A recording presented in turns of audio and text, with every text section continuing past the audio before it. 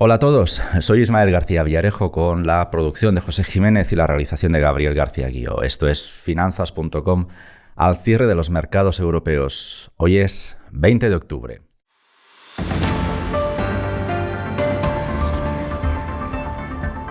Inversores, bienvenidos. Javier y yo os estábamos esperando. El día en el que el IBEX ha intentado atacar los 9.000 puntos a pesar de las malas noticias sobre el sector turístico. Y el día en el que el presidente del Bundesbank se nos va, Javier Santa Cruz, que no te doy el crédito correcto, Javier Santa Cruz es profesor de mercados en IEG. ¿Cómo interpretas el adiós por motivos personales en una carta que está llena de puñaladas contra Lagarde? Pero bueno, esto ha sido divertidísimo esta mañana. ¿Cómo interpretas la salida de Weidmann? Sí, ¿qué tal, Ismael? ¿Cómo estamos? Encantado de compartir estos minutos con vosotros. Esta salida es uno de los anticipos del cambio del ciclo político en Alemania después de las últimas elecciones de finales de septiembre. Es un cambio bastante profundo, no es solamente la aritmética que pueda tener el nuevo gobierno y cómo se vayan repartiendo las diferentes carteras y las diferentes políticas que se pongan en marcha, sino que hay un cambio de era en muchas de las instituciones después de muchos años prácticamente de un consenso democristiano y socialdemócrata absolutamente ininterrumpido desde la reunificación de los 90. Ahora estamos en un cambio de era. Entonces, en ese cambio de era, todos aquellos que han sido protagonistas, en este caso, pues desde la seriedad de Alemania cuando se crea el euro, luego posteriormente precisamente atacando a sus políticos cuando fueron los primeros que incumplieron el pacto de Maastricht a mediados de los 2000, y luego posteriormente, después de la crisis del 2008 y las medidas expansivas, especialmente de Draghi en 2014-2015, toda esta generación, estas personas, donde entre ellas está Weidmann, pero ahí podemos citar a Jürgen Stark, que fue el primer economista jefe del Banco Central Europeo. También podemos citar a uno de nuestros paisanos que recientemente murió, que era Jürgen Donges, como presidente del Consejo de los Expertos Económicos Alemanes, de la Cancillería durante muchos años. También el caso de Hans Werner Sinn, que fue muchos años presidente de IFO. Entonces, toda esta generación de economistas que fueron los protagonistas de la construcción del euro, de una construcción a medida en muchas de las cuestiones para Alemania y que se mantuvieron en la ortodoxia económica pues en los últimos 30 años, ahora es probable que ya no tengan el hueco que tenían antes. Weidmann además ha tenido dos grandes peleas. Una ha sido con Draghi, durísima, probablemente más dura que con la propia Christine Lagarde. O sea, sí. Lagarde en el fondo casi es la consecuencia del mandato de Draghi en el Banco Central Europeo, con lo cual el sitio de Weidmann desde luego ya no es el que era y evidentemente antes de que se le invitara a salir probablemente él ha salido. Y luego el segundo elemento ha sido los varapalos que han ido recibiendo en los últimos meses de la justicia europea en torno a los pronunciamientos que hacía, por ejemplo, el Tribunal Constitucional alemán. Sí. De hecho, en el último de los fallos ya tuvo que rectificar una parte de su doctrina. Entonces, hay que enmarcarlo en ese cambio de era. El cambio del ciclo político es completo, un ciclo político muy largo y ahora un cambio de importante.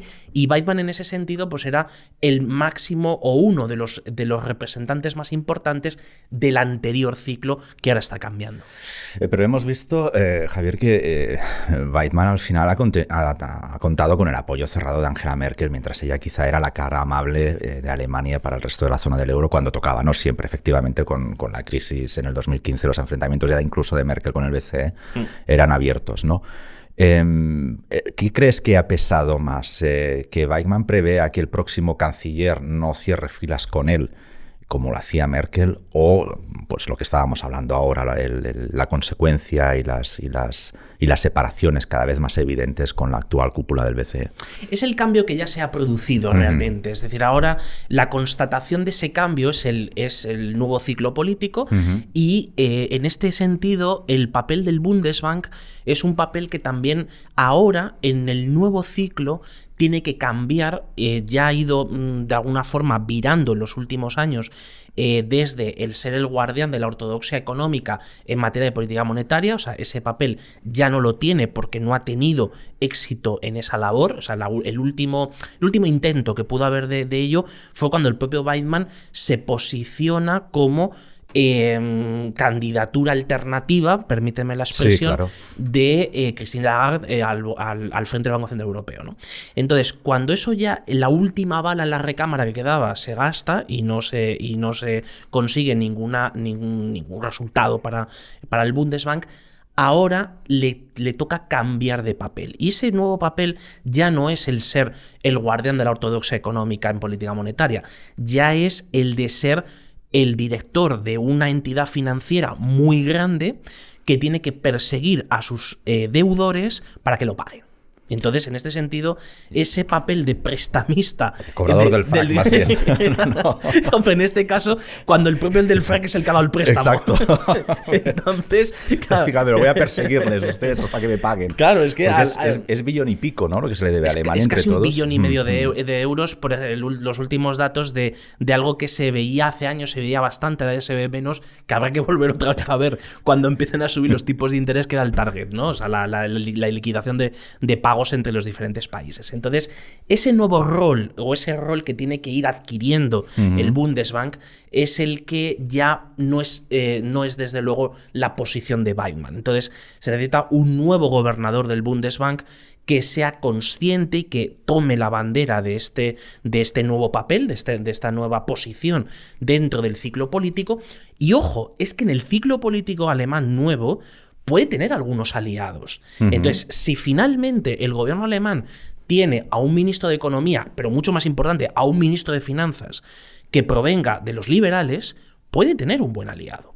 Pero ya no es lo mismo que teníamos hace 6, 8, 10 años, ya no hay pues digamos un canciller que más o menos respaldara al Bundesbank, pero al mismo tiempo era casi la política del palo y la zanahoria, ¿no? Sí. De decir, me conviene tener esto porque al final es el espíritu alemán más arraigado y sí. ahora mismo el nerviosismo que hay en Alemania con una inflación al 4%. Es decir, que este tipo de cosas, hay digamos ciertos, como decía aquel, hay ciertos muertos que vuelven a la vida de vez en cuando. Y entonces en este caso el de la inflación, en este nuevo cambio de ciclo, se puede producir algo muy interesante. Y en Alemania además que, vamos, corrígeme Javi, que te lo sabes mucho mejor que yo, que es que le tienen miedo natural a la inflación, no como aquí en España, por ejemplo, ¿no?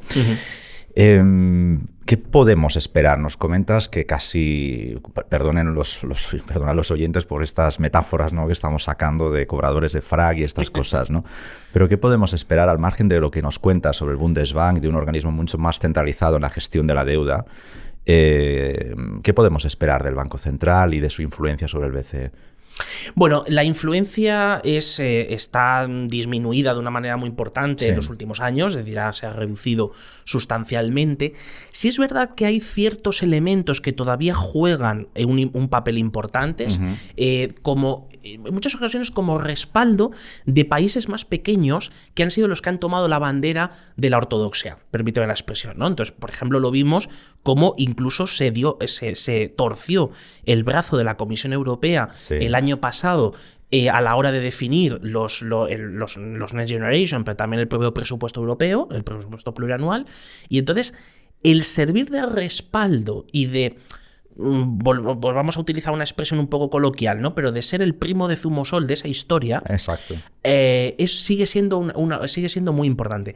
Y detrás de Weidmann, en el Consejo de Gobierno del Bundesbank, veremos cuál será su sucesor, ¿no? Pero en el Consejo de Gobierno del Bundesbank hay gente que puede jugar muy bien ese papel. Es decir, lo ha jugado ya en la interna y lo puede jugar ahora como sustitutos en el Consejo de Gobierno del Banco Central Europeo. ¿Tienes tus apuestas? ¿Tienes tus...?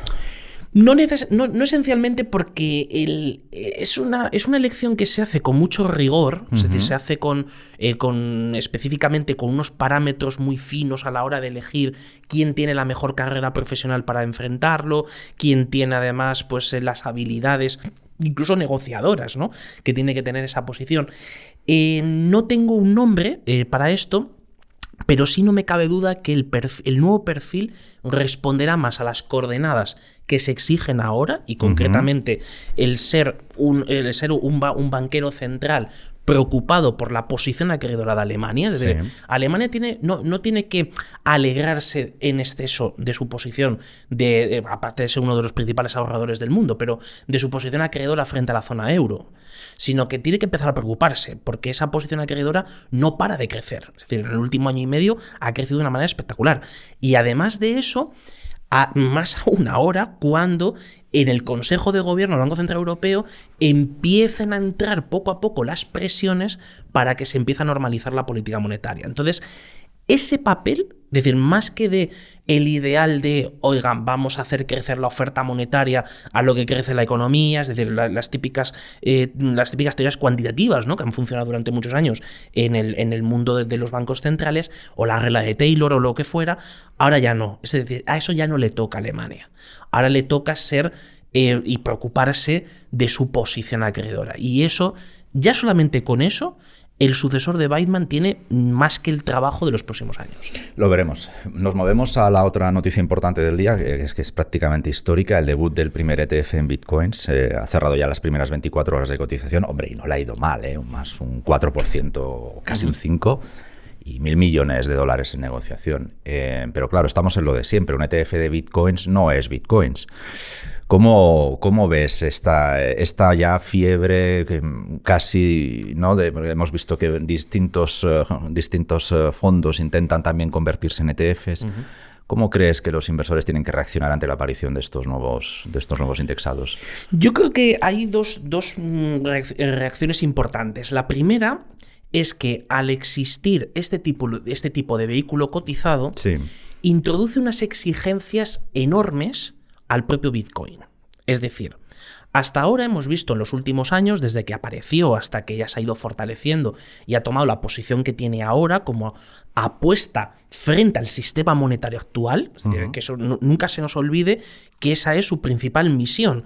Bitcoin y en general las criptodivisas, pero específicamente Bitcoin, es una apuesta contra el sistema monetario actual. Bien, y además su valor, al tener cualidades esenciales que van en contra de la línea de flotación de los actuales sistemas monetarios, su valor de mercado va a ser cada vez mayor conforme tenemos diferentes líos, y uno de ellos es el de la normalización de la política monetaria. Entonces, teniendo muy en cuenta eso, la primera exigencia que introduce este ETF es a la seriedad y a una corrección importante de las técnicas y de los movimientos de mercado que se produce con el Bitcoin desde el punto de vista no solo financiero, por llamarlo así, sino también desde el punto de vista técnico. Es decir, esto de que tengamos cada 2x3 robos de Bitcoins en los monederos en cualquier parte del mundo, o que desde su aparición hasta ahora hayan quebrado las 6 principales casas que ofrecían el producto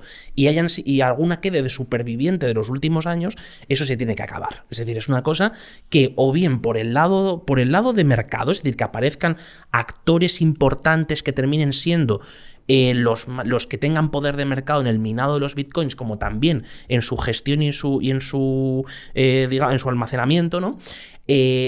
Eso va a obligar a que se profesionalice y a que se profundice el mercado en esa parte. Pero es que la otra cosa, la otra exigencia, yo lo veo, como ves, desde un punto de vista de exigencia. El paso que se ha dado es importante. Pero entonces, exacto, pero eso quería decir, pero entonces ves que se ha dado un paso importante. Es un paso muy importante, porque por un lado está la exigencia del subyacente, es decir, de la calidad del subyacente, pero también la otra exigencia es a que de verdad sea un producto, llamémoslo así, creíble, que ejerza como alternativa posible no solo al sistema monetario actual, sino muy especialmente como diversificación frente a otras inversiones que necesitas que sean líquidas. Entonces, en el fondo es que el regulador y el organizador de mercado están pensando que eso puede ser líquido. Pero, por tanto, ¿interpretas que la aparición de estos ETFs futuros de Bitcoins facilitarán una regulación para las criptodivisas en general? Es posible que sea uno de los movimientos que se produzcan en los próximos tiempos, y que esas regulaciones sean algo distintas a lo que se estaba concibiendo meses atrás con las divisas digitales de los bancos centrales, ¿vale? O lo que se concibió en su momento cuando se paralizó el proyecto de Libra de Facebook. A ver si te estoy interpretando bien. ¿Los supervisores intentan que Bitcoin se parezca a los futuros euros, dólares digitales y todo eso?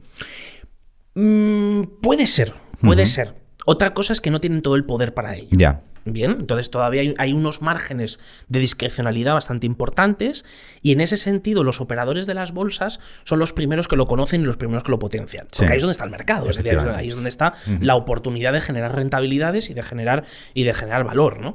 Entonces, en este caso, el valor va a ser mucho más sólido y más consistente, es decir, el éxito de que esto se continúe en el tiempo estará no solo en la mejora de la calidad de ese subyacente del Bitcoin, o sea, de su gestión y de quién tiene, digamos, las manos fuertes de ese mercado. Bien, entonces llegaremos a ver cuáles son las manos fuertes. Ahora no las sabemos. Bueno, sabemos algunas, pero no sabemos todas. Entonces, todo eso hace que emerja por sí solo, es el propio mercado, él solo se va acomodando a esas circunstancias. Y entonces, en este caso, concretamente, va a ir emergiendo, por un lado, quién o quiénes van a ser capaces de sostener al Bitcoin, es decir, que por la quiebra de dos casas, porque ha habido un robo de no sé cuántos Bitcoins, se produzca el hundimiento del mercado, ya lo hemos visto 3 veces. O sea, las 3 grandes caídas de los últimos 10 años. Entonces, eso introduce ese elemento. Y luego el otro, lógicamente, es el de establecer unas reglas del juego.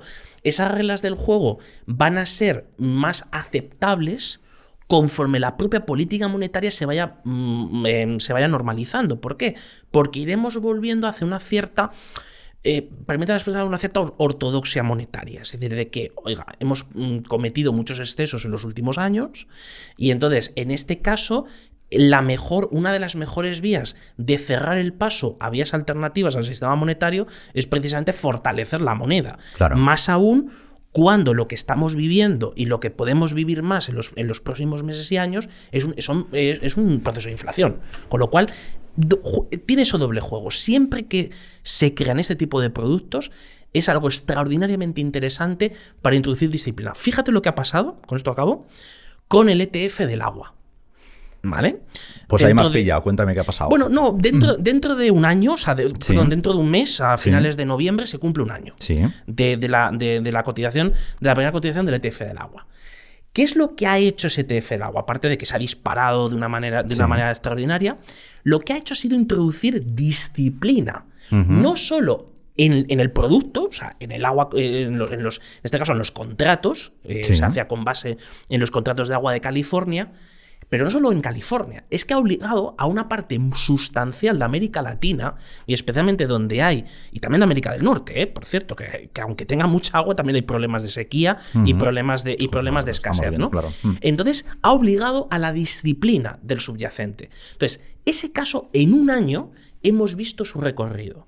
Y entonces, eso, por supuesto, de manera diferente, pero también lo podemos vivir en el Bitcoin, ¿por qué no? Entonces, es algo que conforme se vayan generalizando estos mecanismos de dar transparencia a mercados, como se suele decir en el lenguaje anglosajón, de esto de mercados privados, es decir, mercados que no tienen unos precios reconocibles, únicos y cotizados, les introduce una exigencia de decir, bueno, es que si ustedes quieren que esto funcione, pues habrá que ofrecer los mínimos necesarios para que haya confianza, para que haya una homogeneidad en los productos, y en este caso, aunque el Bitcoin es un producto homogéneo desde el minuto 1, pero no es tan homogéneo el uso que se hace de él y sobre todo quiénes son las manos fuertes de ese mercado, que esas son las que irán emergiendo. Javier, estamos en un día excepcional con 3 elementos, no sé si históricos, pero desde luego muy, muy vinculantes para los próximos meses. El tercero, que quizás sonará un poco people, pero tiene su importancia, la reaparición de Ma en Mallorca concretamente. Nos dicen que está de vacaciones, pero es que Alibaba ha subido un 9% después de que se conociera la fotografía. No sé si es que se ha constatado que Ma desde hace un año pues efectivamente no es un holograma de Alibaba y que después de caer en desgracia en Pekín pues sigue vivo, sigue con libertad. O no sé qué ha pasado ahí. Tú eres un conocedor perfectamente del mercado chino y de toda aquella zona. Cuéntanos qué es esta reacción tan llamativa de un 9% arriba para el grupo de Alibaba. Pues mira, es que Alibaba y Jack Ma en realidad son las dos caras de la misma moneda. Sí. Igual lo podríamos decir lo típico pues, de Apple con Steve Jobs o Microsoft, ¿no? Con Gates. En el caso de Alibaba es mucho más importante. ¿Por qué? Porque Alibaba a los estándares y a los niveles a los que ha llegado, y por eso ha supuesto una amenaza para el poder chino, para el poder del Estado chino, no hubiera sido posible sin el tipo de visión, pero sobre todo la ejecución de Jack Ma. Es decir, Ma es el representante, es un icono de lo que en China se llama el Guanxi. Es decir, él es el mejor gestor de relaciones públicas, de relaciones casi familiares, pero sobre todo de dar la visión y la confianza del personaje y de lo que quiere hacer con ello. Entonces, en este sentido, Ma, su reaparición es doblemente significativa, porque primero, lanza un mensaje a la comunidad internacional, a los mercados internacionales, que es importantísimo, que es, oiga, aunque yo haya sufrido un proceso como cualquiera de los procesos que se hacían en la Unión Soviética hace 60 años, del extrañamiento, ¿no? Además, la palabra esta que se utilizaba en la traducción era del extrañamiento, ¿no? Es que justo la que buscaba cuando hacía la introducción, y eso es verdad, es que después de caer en desgracia, puramente, tampoco sabes cómo va a reaccionar Pekín cuando se pone así, ¿no? Es decir, que no... Claro, y además lo hace porque ese es un primer elemento muy importante, que es su reaparición es un mensaje ante los mercados internacionales diciendo, aunque se haya producido esta situación, yo estoy aquí y sigo siendo el que era, con una posición peor que la que teníamos hace un año o año y medio, posición política y posición social, pero sigo siendo el mismo. Ojo. Y la segunda cosa, que es todavía más importante, es que ya pilla al gobierno chino en el valle de sus ataques, o mejor dicho, más que de sus ataques, todo hay que entenderlo, de su acción coordinada para embridar a las Big Tech chinas. Y la más importante es Alibaba. Entonces, el momento y la reaparición, es decir, las dos cosas, el acto de reaparición y el momento, son claves para mandar un mensaje contundente a la comunidad internacional, evidentemente al propio gobierno chino, pero el propio gobierno chino ya lo sabía, seguro. Es decir, nada se hace sin el conocimiento más o menos estrecho, más o menos informal del mandarinato, de los mandarines, o bien de alguna parte del partido, alguna parte del gobierno. Es decir, y más en el exterior. Porque una de las cualidades fundamentales que tiene el Partido Comunista de China es que su control real, no solo sobre el territorio, pero fundamentalmente sobre el exterior, es mucho mayor. Y por tanto, al ser mucho mayor, es decir, controla muy bien los cables diplomáticos, sabe muy bien cuáles son los movimientos, por ejemplo, incluso de las aerolíneas y de cualquier otro medio de transporte, seguro que se sabía, quiero decir. O sea, no me cabe duda de que se sabía que se iba a producir esto. Ya veremos incluso si la salida no ha sido, a lo mejor no todo, pero parte ha sido pactada. Puede ser, ¿eh? Porque... ¿Pero qué me estás diciendo ahí? ¿Que vuelve a Pekín o a Taipei? A Taipei ya sería la provocación extraordinaria porque ten en cuenta que además China, o sea, en estas cosas son maestros porque manejan muy bien el tipo de batallas que dan. Durante unos meses han dado la batalla de embridar a las Big Tech y lo han hecho. Lo han conseguido, o sea, han embridado a las Big Tech. Lo que no ha hecho Estados Unidos con los Google, Amazon, etcétera, lo ha hecho China con las suyas, con sus Tencent, con sus Alibaba. Bien. En el momento en el que ya lo ha conseguido, la batalla cambia.